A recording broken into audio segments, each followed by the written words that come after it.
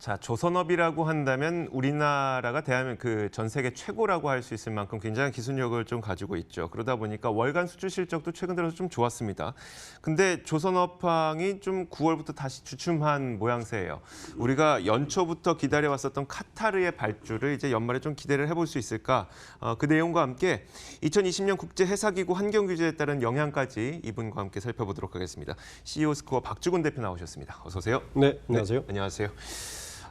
사실 지난해 말부터 굉장히 조선업황에 대한 기대감은 뭐 증권가도 그렇고요, 국가에서도 그렇고 굉장히 기대감을 많이 가졌었어요. 네. 그런데 이런 장밋빛 전망과는 달리 좀 뭐라고 할까요? 수주 목표치도 잘 못 채우고 있는 것 같아서 업황을 지금 어떻게 봐야 될까요? 네. 조금 큰 그림부터 좀 한번 봐야 될 것 같아요. 네. 그동안 우리 조선업이 2, 3년간 침체기에 겪었습니다. 그 사이에 무슨 일이 있었냐 하면은 이 침체의 늪에 빠졌던 요 시기는 사실은 중국 조선업계가 전 세계를 휩쓸었어요. 그런데 그 중국 조선업계가 전 세계 조선업을 리드한 것이 오히려 부메랑이 되어 왔습니다. 무슨 네. 말이냐면 중국 조선업은 그 기술력은 갖고 있지 않으면서 그렇죠. 저가 수주로 우리가 주종했던 LNG 선이나 대형 선박을 했는데 그게 지지난해 말부터 사고가 터지기 시작했습니다. 네. 그래서 그에 대한 부메랑으로 이미 완 상태로 그의 영향의 반사이익이 올해부터 있을 것이다라고 많은 예측을 했었고 네. 사실은 그 영향은 굉장히 많았습니다. 그래서 지지난달까지만 해도 수주량이 우리가 전 세계 1위를 차지했습니다. 지금 무슨 문제냐? 지금은 기술적인 문제나 이런 문제는 아니고 글로벌 경기가 문제입니다. 네네. 이 조선업은 사실은 유가와 글로벌 경기가 밀접한 연관을 가지고 있는데 특히 우리나라 조선 3사가 주 수주하고 있는 LNG선이나 대형 컨테이너선의 경우에는 글로벌 경기가 굉장히 밀접한 갖고 있는데 우리가 잘 알듯이 미중 무역 전쟁, 네. 그리고 낮은 유가 이 두 가지가 연초에 예상했던 수주 목표액과 상당한 괴리를 가지고 지금 왔던 게 사실입니다. 실제 데이터를 보면 지난달까지 네. 국내 조선 3사가 평균 수주 목표액 대비 네.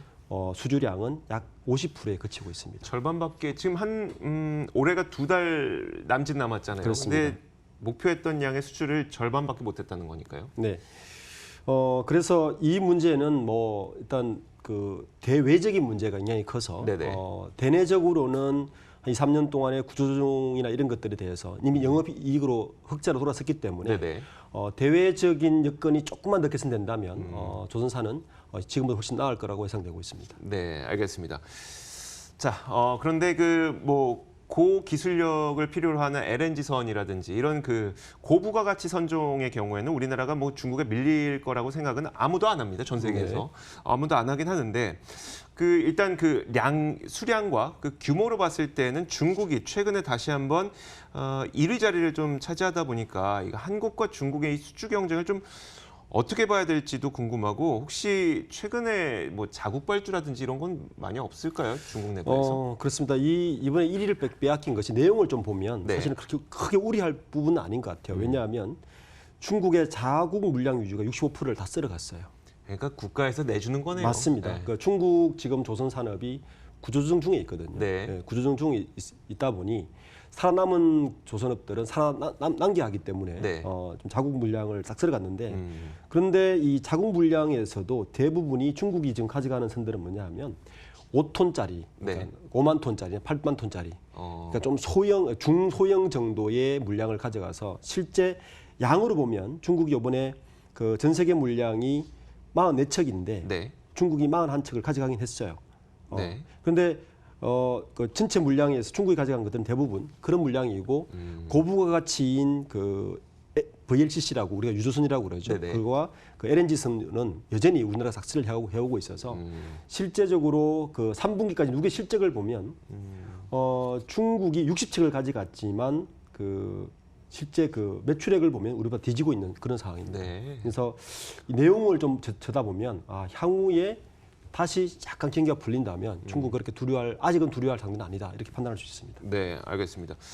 근데 아무리 이런 설명을 한다고 하더라도 전체적인 수주 목표량을 못 채운 거는 또 부인할 수가 없다 보니까 이걸 어떻게 해야 되나 싶긴 한데 우리 연초에 카타르 국왕이 우리나라에 와서 굉장히 큰 환호성을 우리가 질렀었잖아요. 네, 카타르 그렇습니다. 국왕이 오게 되면서 100척 주문할 거야. 아마 이 정도의 기대감까지 가졌었는데 좀 너무 잠잠해요. 잠잠하기도 하고 이제 뭐 올해는 2달밖에 남지 않았고 남은 기간 동안 이쪽 물량을 좀 기대해 볼 수 있을까요? 문제는 지금 유가입니다. 네. 나중에 말씀드리겠지만 유가가 현재 지난달 말부로 그 60달러 선으로 났거든요. 네. 특히 우리나라가 주요 타겟하고 있는 대형 유조선이라든지 그 LNG선이 이 유가하고 밀접한 관계가 있습니다. 그렇죠. 그래서 아마 그 유가로 봤을 때는 이번 4분기에도 남은 수주 물량을 채우기는 역부족이라 분명히 판단됩니다. 그런데 이제 한 가지 호재는 네.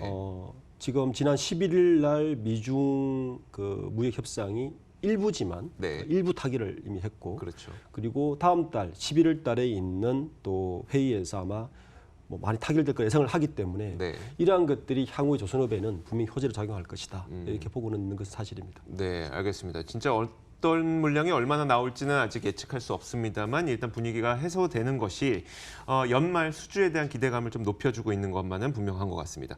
실적을 한번 살펴보도록 하죠. 조선주 실적 추정치가 그래도 상향 조정이 되고 있어요. 3분기 이제 오늘은 뭐 한국조선해양을 비롯해서 몇몇 기업들이 이제 실적을 내놓게 될 텐데 3분기에 좀 선방할 수 있을까요?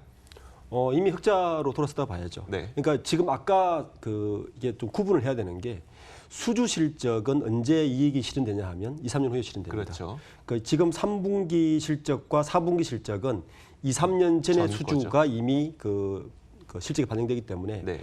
이 실적은 아마 다 흑자로 돌아설 거라 예상됩니다. 물론 삼성중공업은 약간 애매하게 하지만 네네. 또 하나의 변수는 이제 그 현대중공업과 대우조선해양의 합병이 남아 있지 않습니까? 네. 이 합병 전후에는 그 부실 자산 틀기라든지 여러 가지 좀 그런 일들이 작업들을. 회계장부에 나타날 수가 있습니다. 네네. 그래서 이러한 것들을 좀 발견해야 되겠지만 어쨌든 그 2년 전, 3년 전의 수주 물량으로 봤을 때는 분명히 흑자 노선은 다 달리고 있고 4분기에는 실적은 더 나아질 것이라고 예상되고 있습니다. 네. 자, 한 가지만 더 여쭤보도록 할게요. 사실 그 국제해사기구 저희가 이야기를 하기 전에 한국조선해양이 대우조선해양과 그러니까 현대중공업이 대우조선해양과 합병하는 문제에 있어서 사실 많은 분들이 걱정을 했었잖아요. 뭐 일본에서 반대할 것이다. 네. 근데 그런 분위기는 좀 없는 상태이죠, 지금. 아직은 안심할 단계는 아닙니다. 네네. 중국 쪽에서는 아직 뭐 찬성으로 돌아선 것 같고요. 네. 역시 문제는 일본입니다. 네. 일본이 이 합병은 사실은 선사나 선주들이 전연 합의를 해야 사실 네네. 통과되는 문제거든요. 지금 일본 문제가 그 무역 문제뿐만 아니라 국제 우리와의 관계에도 여러 가지 문제가 있기 때문에 그렇죠. 이 부분도 안심할 수는 없는 상황입니다. 왜냐하면 현재도 그 전 세계 실적을 보면 그 올해 실적만 보면 중국이 253척을 수주를 했어요. 네. 9월 말까지.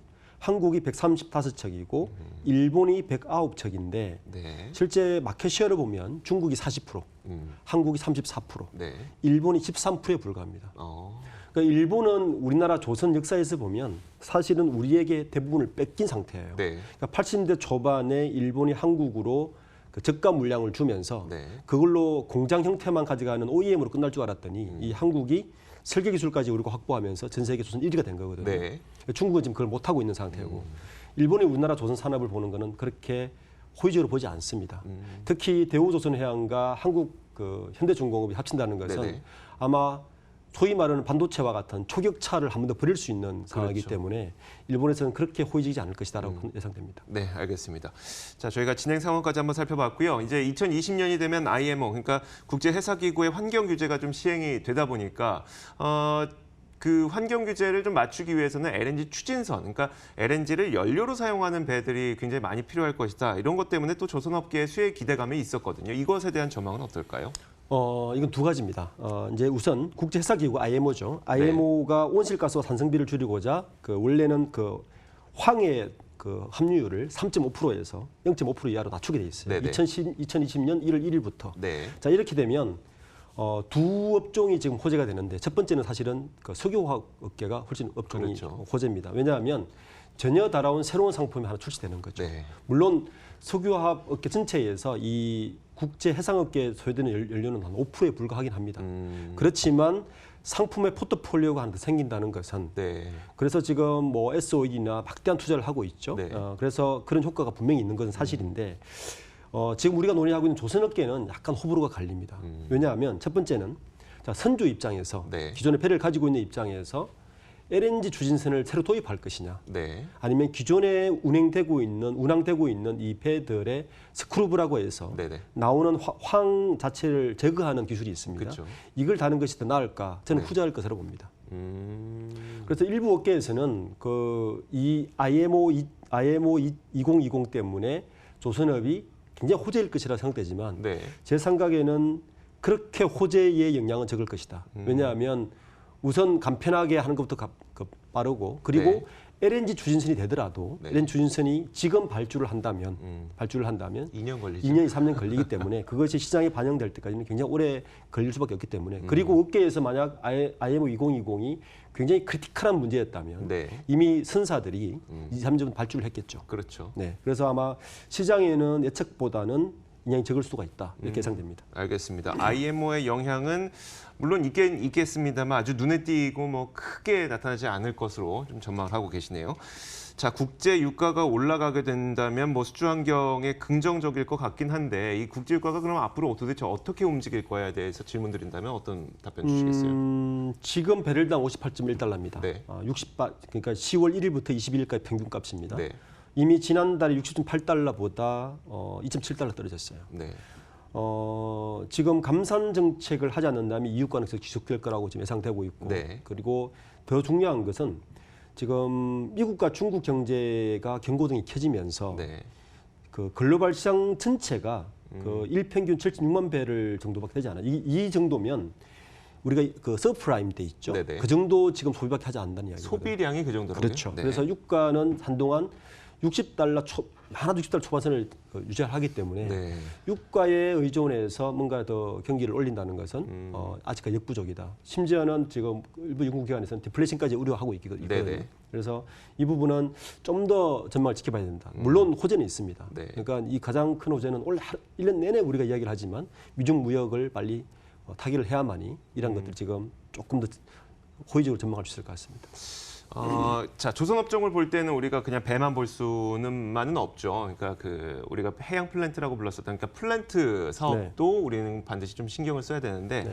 유가가 이렇게 낮은 상태로 유지가 되다 보니까 플랜트 쪽 발주가 거의 없단 말이에요. 네. 이것도 좀 우리가 눈여겨봐야 될 부분 아닐까요? 두 가지죠. 그러니까 아까 이야기했듯이 전 세계 유가 석유 소비량 자체가 줄었기 때문에 네. 새로운 플랜트로 시출을 하는 것보다 이미 감산하고 있는 추세이지 않습니까? 네. 사실 75달러가 넘으면 우리가 말하는 미국에서 몰에서 뽑아내는 샌드 오일이 네네. 이미 나오게 돼 있거든요. 그 상한선 75달러란 말이에요. 네. 그러니까 지금 미국에서 샌드 오일도 캐지 않는 상황입니다. 그리고 또 석유 수출선이나 엔지니어링선은 또 우리나라에 또 한 가지 문제가 있습니다. 네. 아직 설계 기술이 그만큼 확보되지 않았다는 게 지금 계속 시장에서 정평이 이미 검증이 되고 있는 상태예요. 네네. 그래서 어찌 보면 요 기간 동안에 설계 기술을 더 축적하는 것이 향후 시장 선점에 더 유리할 수도 있다 이렇게 볼 수 있습니다. 알겠습니다. 자, 그렇다면 이런 기대감도 존재하고 불확실성도 존재하는 이 조선업황에 대해서 만약에 투자하시는 분들에게 조언을 주신다면은 어떤 조언을 주시겠어요? 저는 두 가지를 좀 지표를 봤으면 좋겠습니다. 네네. 첫 번째는 중요한 게 11월 16일, 17일에 있는 네. 칠레에서 열리는 에이펙 네. 정상회의를 좀 유심히 봐야 된다. 거기에 어떤 변수가 있을지를 좀 봐야 되고 두 번째는 환율입니다. 네. 좀 환율은 나쁘지가 않아요. 그러니까 대부분 우리 선사가 해외이기 때문에 네. 환율 영향을 받아서 영업이 분명히 영업이 날 것이다. 마지막으로 저는 더 중요한 우리나라 조선 3사는 조선 3사가 구조조정을 최근 3년 동안 계속했습니다. 네. 지금도 하고 있습니다. 네. 이 영향을 사실은 내년에 볼 것에 저는 예상되고 있습니다. 그러니까 구조조정 영향을 봐서 언제쯤 저가가 언제쯤인지를 판단하는 것이 네. 투자자 입장에서는 중요한 세 가지 포인트인 것 같습니다. 알겠습니다. 자, 오늘 조선주에 대해서 깊이 있게 분석해보는 시간 가져봤습니다. CEO 스코어 박주근 대표와 이야기 나눠봤습니다. 고맙습니다. 네, 감사합니다.